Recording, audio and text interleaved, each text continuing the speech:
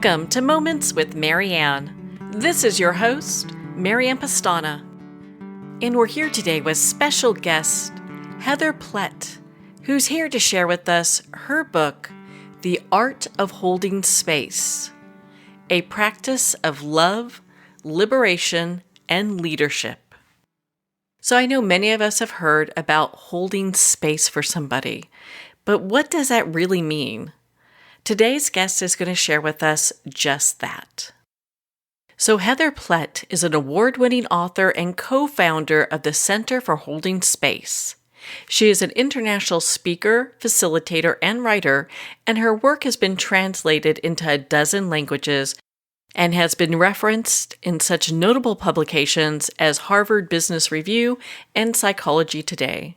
She has trained people from 6 continents, both in person and online. And before launching her work in holding space, Plett worked in leadership and communication in government and nonprofit. So let's welcome to the show, Heather Plett. Thank you. It's nice to be here. My goodness, what an honor it is to have you here and to talk about just not only this book, but the work that you're doing. And so what even started you on this path? And the very first thing I wrote about holding space was actually after my mom died. I'd been working already in kind of this line of work, but I hadn't been really focused on holding space yet. I've been doing the coaching, facilitation, leadership retreat work. And then I wrote a post about my mom dying, actually about 2 years after she died, about a palliative care nurse who held space for my siblings and I and our mom as mom was dying. And that post went really viral, and in the first 6 months was seen by about 10 million people. So I often say I didn't choose the work. The work kind of chose me, because then all of a sudden everybody wanted me to talk about this, and I had to really figure out, what do I know about it? And then when I started to sit down to write about it, I realized I knew far more than I thought at first, because I'd been, in a sense, studying it for years and years without naming it until that time. So when we talk about holding space, what does that mean?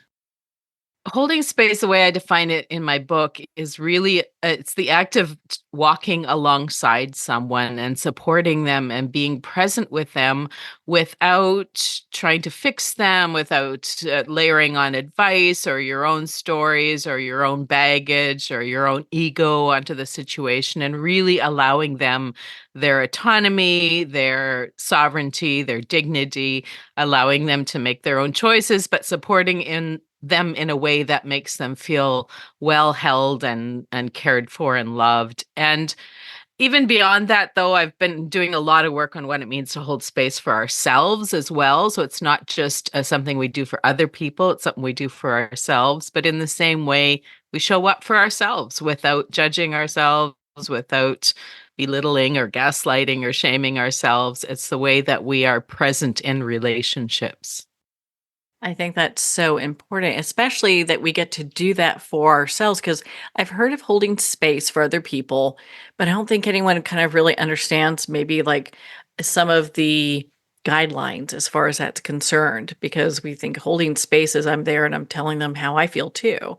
But I really like how Right. you identify what that looks like.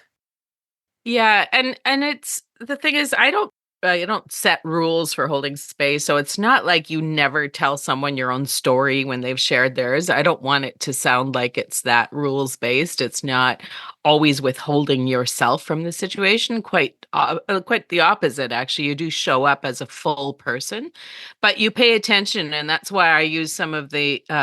So when I created the holding space model, I talk about being the bowl for someone, serving as the bowl. And there's 3 layers of that bowl. The inner layer is what you offer them: the compassion, the connection, the kindness, the support, the selective non-judgment. And then there's an inner layer of intuition, what guides you, your intuition, your courage. You use your intuition to pay attention to what is needed in each moment. And you might check with the person, would you like a story that relates to this, rather than imposing it on them? So it's really noticing what that person needs and asking them what they need and checking in with them. I like how in your book you talk about, don't take their power away. And how often do we see that happen in different situations? Not to be able to take someone's power away, what a big deal that is. Yeah, because I think there are so many subtle ways that we diminish another person's power when we try to make decisions on their behalf or give them advice they didn't ask for, or you just offer too many fixes. Like you notice that even on social media, when somebody shares that they're going through a struggle, you look through the comments and how many of the responses are, well, here's a way to fix your struggle. Instead of actually bearing witness to the struggle and having compassion for their struggle, people are rushing to fix it. And that's a really human thing to do.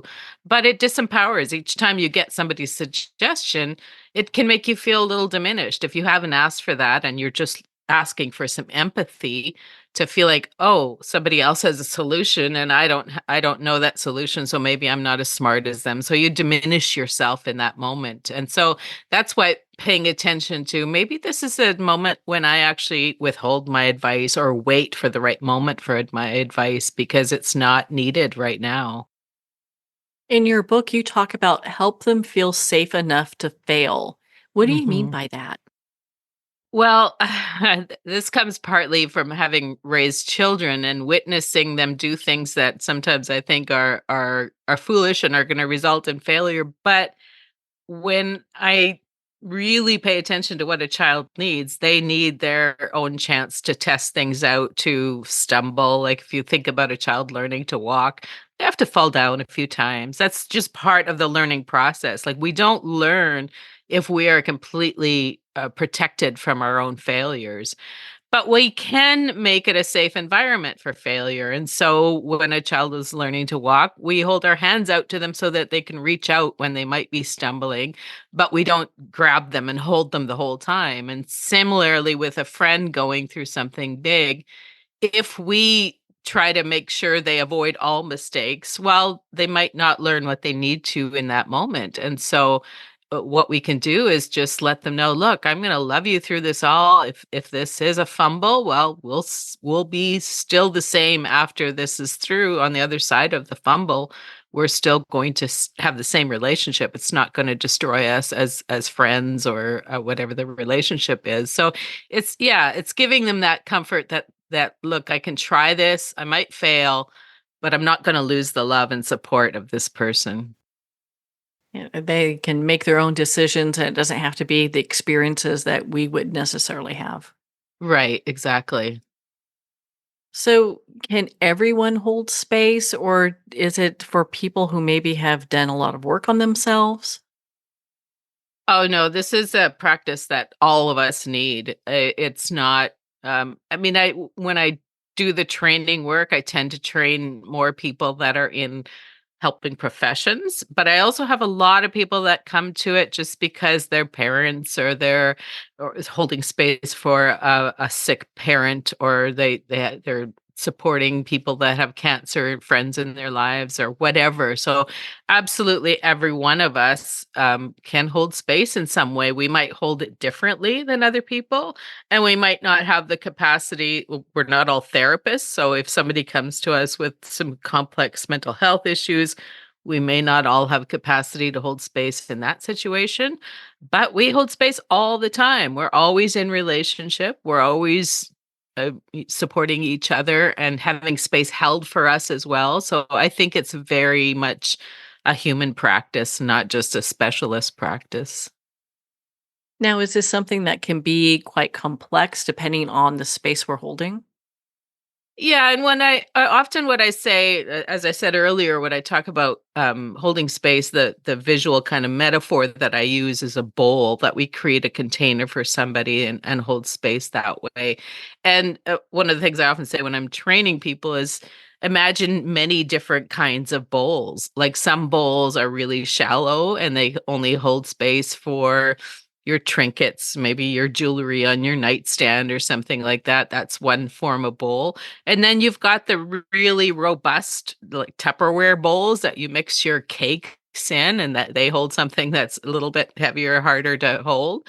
And then you've got the really strong and sturdy bowls that are kind of your fire pit bowls in your backyard where you light your fire and sit around it in the evening. That each of those bowls serves a different purpose, holds a different kind of space. And similarly, we each hold different kinds of spaces for each other. And you might hold space just for a friend who's changing jobs and they're just going through a decision-making process. That's one kind of holding space. You may hold space in a psychiatric ward for mentally ill people with mental health, serious mental health issues, or in conflict zones where people are living with conflict in their families, or some of their families are missing, or yeah, so it's very, very different, and we all hold different ways and have different strengths and capacities in this practice. In your book, you talk about liminal space. What is that and how does that relate to all of this? Right. So when I was first talking about holding space, and as I said, I had that viral post, and all of a sudden I was getting asked for interviews on different podcasts and things. And somebody asked me, I said, some of the questions started to ask about what is it we're holding when we're holding space. And so I had to really reflect on that. And I spent quite a bit of time. I tend to be a researcher looking for what are people writing about. And this concept of liminal space kept popping up for me. And the liminal, so it comes from an anthropological term. Limen means the space in between. So really, it's a space between who I once was and who I am becoming. And it comes from anthropology in that they were researching these cultures that would have rituals around transition times in a person's life. For example, when a youth was becoming an adult, in some cultures, indigenous cultures, for example, they may send them out on a vision quest to mark that transition. But what they're recognizing by sending them out on a vision quest is that there is a space between when they are no longer the youth and haven't yet reached the adulthood and have to go through that the transition period. And the metaphor I use in that place is talking about the caterpillar that has to transform into the butterfly. They don't go directly from caterpillar to butterfly. They go through a chrysalis stage where they have to really deconstruct and dismantle their identity before when they were caterpillar and become the butterfly. But in the middle, they are neither. If you cut open a chrysalis, it's just a gel-like gooey substance. And so that's what I talk about when we go through transitions. We have to acknowledge and recognize that there is this space in between and give ourselves spaciousness for that transformation, not rush to the next thing, because there may be some emotions that need to come up. There may be some processing. There may be some getting used to a new identity or a new way of showing up in the world. When, for example, I went through a divorce a number of years ago, and you go from being a married person to being a divorced person, and there is that messiness of who am I now in the middle. And so life has many different kinds of liminal spaces, and we are always going through this transition in different ways, and we're supporting other people going through that. So a lot of people find it really helpful to have that kind of language so they recognize, oh, I'm in that kind of messy middle place. This all makes sense now. It gives, some people think they're going crazy in the middle of that, and helping them understand, oh no, this is just a natural part of transition. In your book, you use the analogy of a bowl. Can you share that with us? Yeah, so as I said earlier, I talk about holding space, and it kind of surfaced first. I spoke at a conference years ago, and I was trying to explain this I like to use a visual metaphor, and so I was imagining talking about the liminal space, and I was thinking, what does a person need to be supported in that liminal space? And I started thinking about the chrysalis, how that chrysalis has a shape, it has a container, it has something holding it.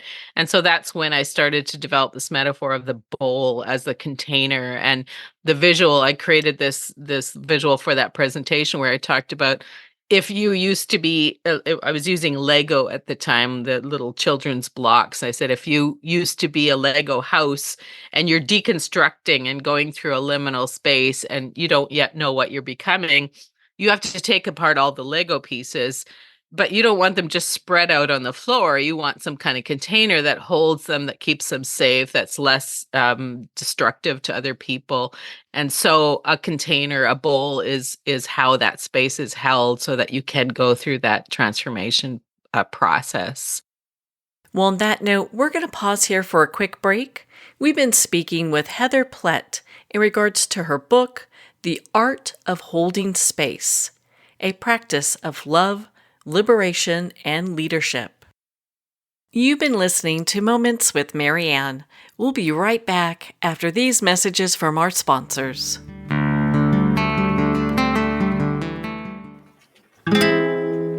Have you dreamt of writing your own book but felt lost on where to start? Introducing DIYbook.us, your personal guide to bringing stories to life. Whether it's your life story, business insights, or unique experiences, DIYbook.us makes it easy and affordable. With our step-by-step online program, you'll receive a weekly email prompt tailored to you. Don't let your story go untold. Visit www.DIYbook.us and start your writing journey today with our free 7-day trial. DIYbook.us, where your story comes to life. It's one thing to become attached to your perfect home, but what do you do when that home becomes attached to you? A family in dire need of a fresh start, a mysterious house tied to the past. Buried deep within the foundation of the old Far Hill Manor lies a centuries-old secret. Dark forces or something stronger just waiting to be discovered. Caretaker, a supernatural thriller by breakout authors R.J. Halpert. Are you a coffee lover who wants to make a difference? Look no further than Fire Department Coffee, a veteran-owned business that gives back to support first responders in need. Each batch of coffee is freshly roasted right here in the USA by a dedicated team of first responders and coffee experts. So when you enjoy a cup of Fire Department coffee, you're not only drinking high-quality coffee, you're supporting members of your community. Start your day with a coffee that gives back. Visit firedepartmentcoffee.com. That's fire, D-E-P-T, coffee.com. There comes a moment when you realize you're somewhere special. When you discover that each beautiful creature that you see has been rescued from a life of absolute horror and brought to this incredibly free place. Here's where their lives were forever changed and where yours will as well. Discover over 500 tigers, bears, and lions at the brand new visitor center at the Wild Animal Sanctuary just outside Denver. For more information, visit wildanimalsanctuary.org. Discover true freedom at the Wild Animal Sanctuary. Internationally recognized and award-winning author Judy Goodman works and teaches outside the box of limited thinking. Working with people from every walk of life, her goal is to empower you to be the best you can be, no matter what the challenge is. Born with the gift of seeing beyond our normal vision, she has an extraordinary gift of working with every challenge. Teaching beyond conventional wisdom, her work is described as life-changing. Visit judygoodman.com. That's judygoodman.com.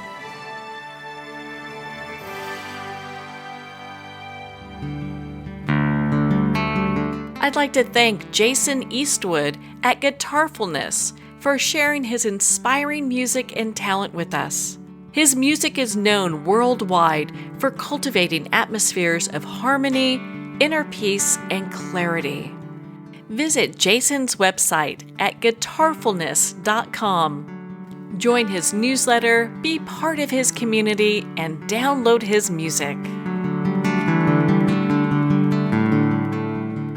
Welcome back to Moments with Marianne. We're here today with special guest Heather Plett, who's here sharing with us her book, The Art of Holding Space, a practice of love, liberation, and leadership. So you start off by talking about being a witness, and I'd love for you to expand on that for our listeners. Yeah, so a bearing witness is really about being heard and being seen. And it's such an important part of when we're going through especially big things. And I just this morning had a conversation with a friend who'd gone through some really hard things. Somebody that she knew had died in a really horrible way. And she called me this morning and she just wanted to share the story of that. She didn't need me to do anything, fix anything, say anything. She just needed to speak it out loud and process it with her words and have it be heard. And at the end, she just said, "Thank you for hearing me."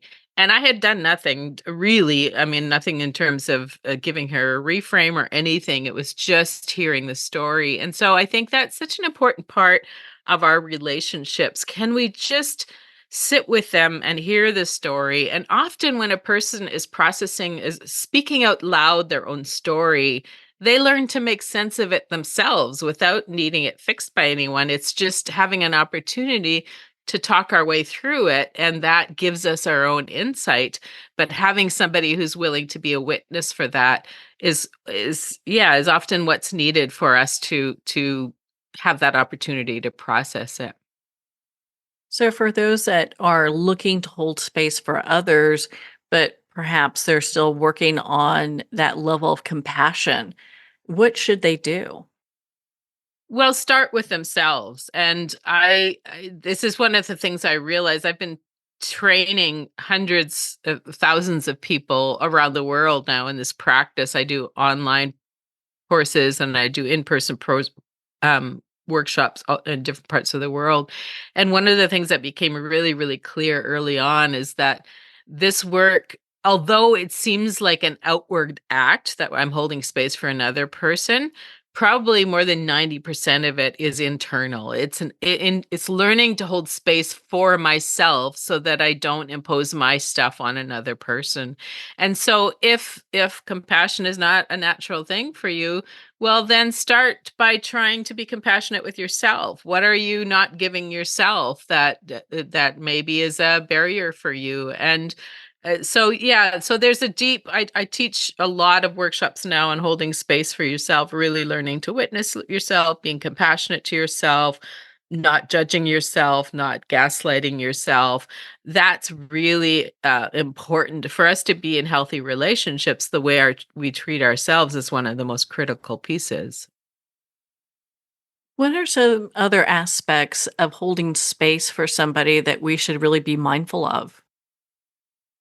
One of the things that is really clear is that every situation is different and everyone has its own complexity. And there are often things under the surface that I don't know about or that might surface after in the process. And so being prepared for someone, like somebody might share a story about their relationship challenges and it's only at a surface level, but all of a sudden as you start to listen you realize, oh, there's actually abuse in this relationship, so this is a different level of holding space. It's not just that she's arguing with her spouse, it's there's an abusive situation, so there's complexity there. And so that's one of the things I say is you have to be prepared for some of that complexity. You have to be prepared to be adaptable to the situation.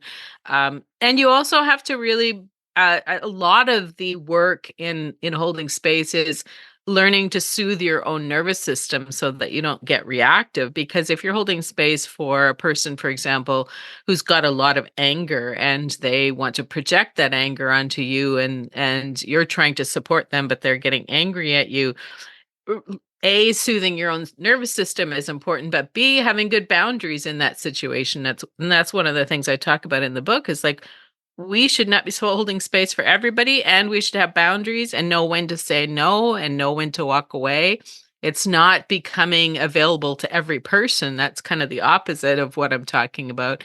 It's being selective and using our wise intuition and sense of what we have capacity for to show up in the best ways that we can.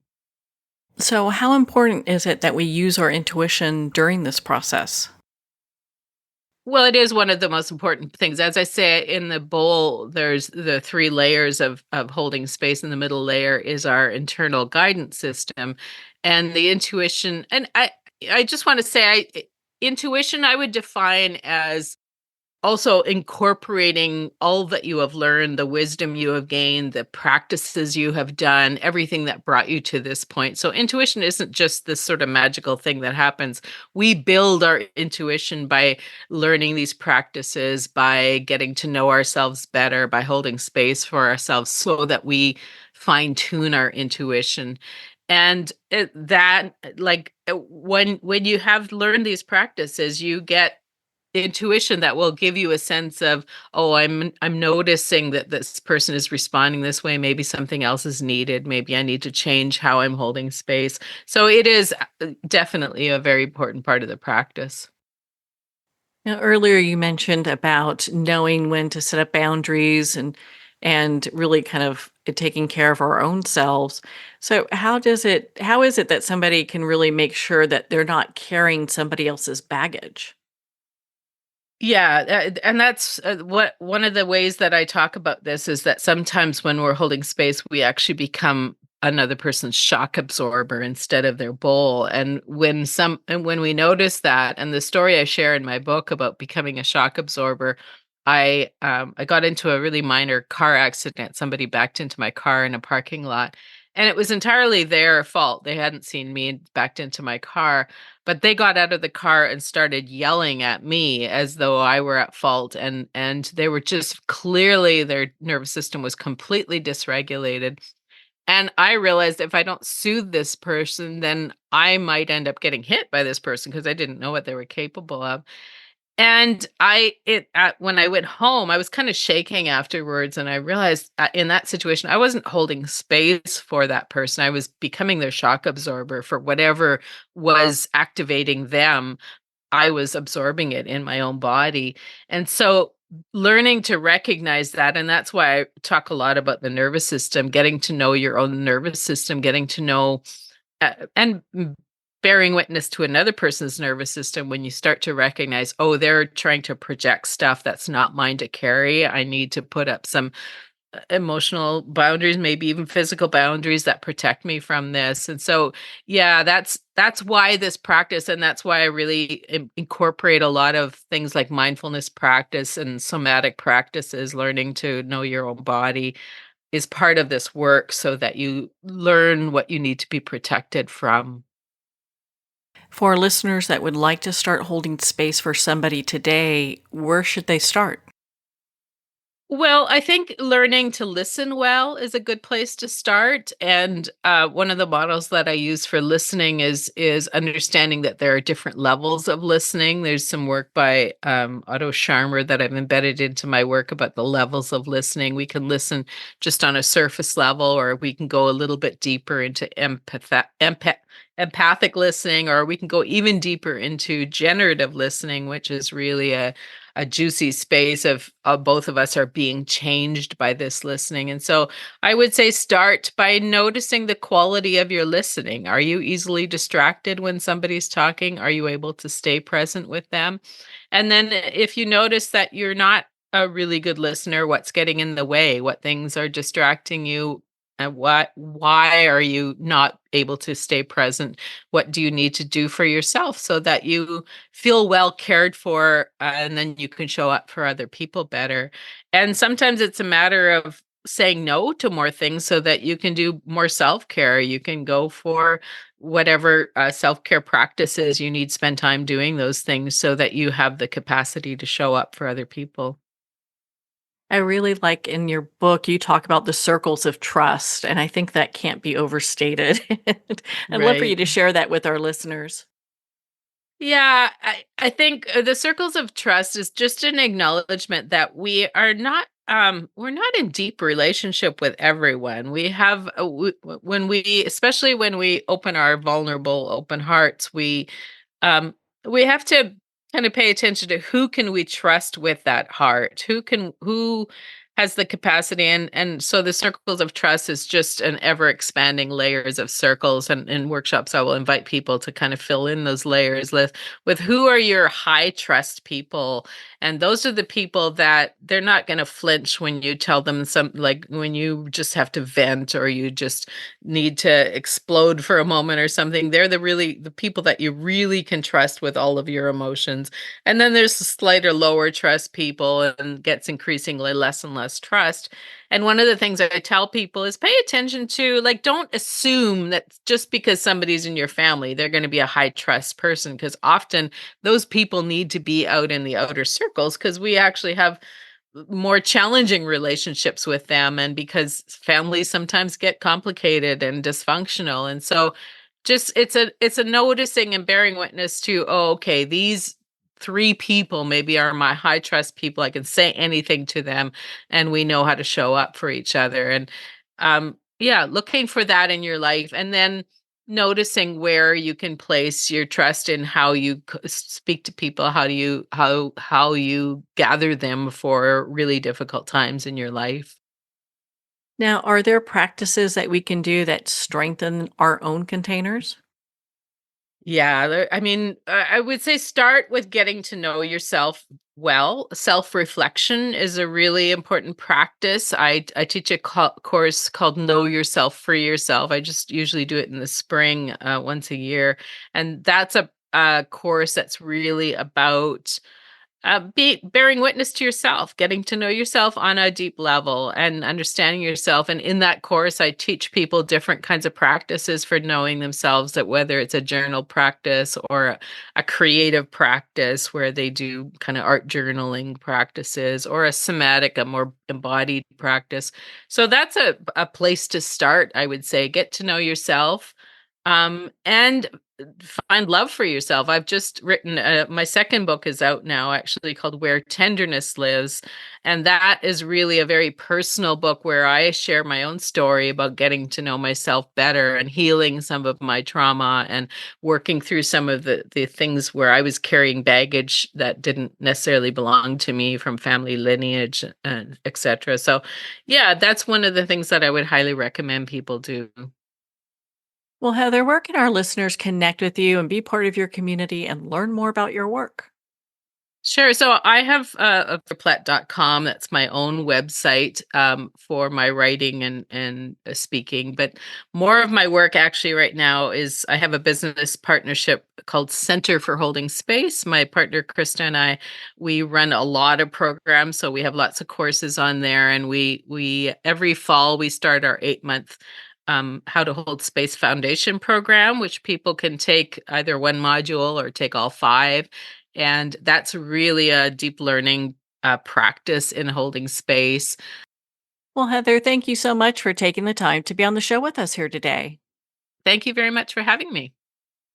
Well, thank you, Heather. It has been such an honor to spend this time with you and to talk about your book, The Art of Holding Space, a practice of love, liberation, and leadership. The Art of Holding Space is available at Amazon, Barnes & Noble, and all indie retailers. Remember, support our indie bookstores. If you don't see it on the shelf, just ask for them to order it. Make sure to connect with Heather at her website, heatherplett.com, for more information on her work and how to be part of her community. Well, we're at the end of our time today. I'd like to thank everyone for tuning in. You've been listening to Moments with Marianne, where we make every moment count.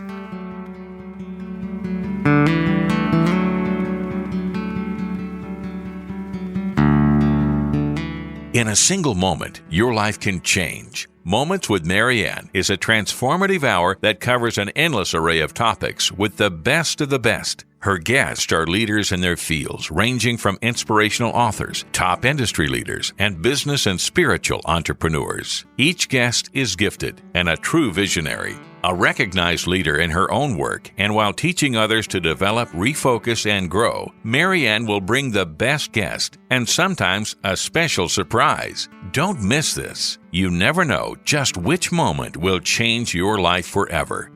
Make sure to tune in and visit momentswithmarianne.com for more information.